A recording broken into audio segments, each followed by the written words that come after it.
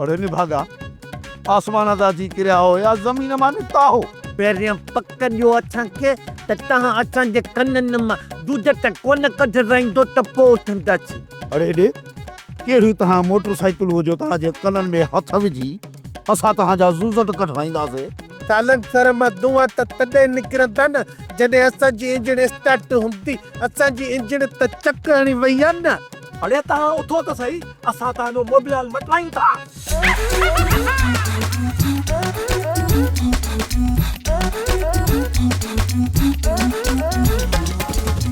हा छा थियो आहे? सोट असांजे भाग वारी भित जे मथां निभाग चढ़ी वेही रहियो हुआ, वरी टंगू लोॾे पुतो हीअं हा सोट असांजूं खुड़ियूं न भरायो, असांजूं कहिड़ियूं न भरायो।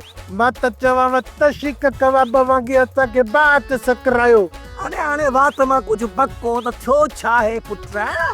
जिंदगी में पहिरियों दफ़ो सचाई ऐं खुलूस सां रोज़गार कयोसीं।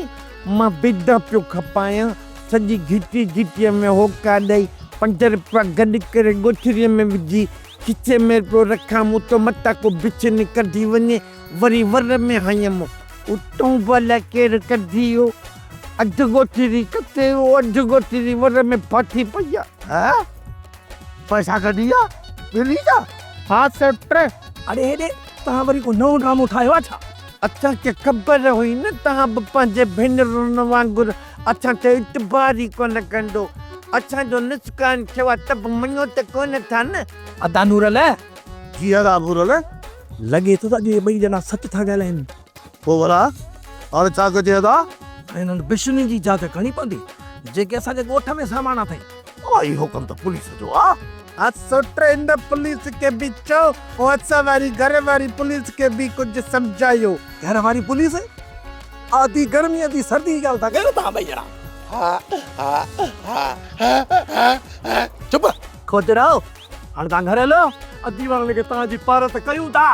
पुट तव्हांजी वॾी महिरबानी थींदी, इहा तव्हांजी महिरबानी अथां सॼी ज़िंदगी गंगाची।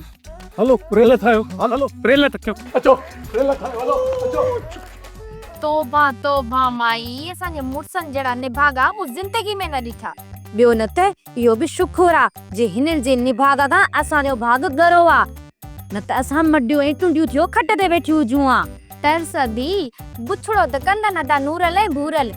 अदी मूंखे इहो ख़ौफ़ आहे माल वारे आहर में हिननि खे टटी ऐं बूह न बिलाए खाराए। हा दी आहिनि बि जगन जहिड़ा माण्हू हकली थकी था पवनि, ही चुरनि ई कोन था। सही चवंदा आहिनि, ढगी मुल 1000 ढगो पेरा। असां वारा मुड़स बि ढगी जी मिसाल अथई। अदी असां त हिननि ते एतबार कोन थियूं कयूं। वाकई में बिशनिन हिननि जा खीसा कोन कटिया आहिनि। अदी असांजे मुड़सनि खां वधीक ॿिया बिशरीन ॻोठ में किथे आहिनि? इन्हनि इहे हथ जा ड्रामा ठाहिया आहिनि। हा दी ईअं ई हूंदो। सोप सीरियल जहिड़ियूं ज़ालूं तहिड़ा मुड़स तमाम एपिसोड्स ॾिसो HD क्वालिटीअ में। विजिट करियो असांजो YouTube channel Sindh TV HD drama. Subscribe कयो असांजो official YouTube channel Sindh TV HD drama ऐं वधीक अपडेट लाइ बेल आइकन खे क्लिक करियो।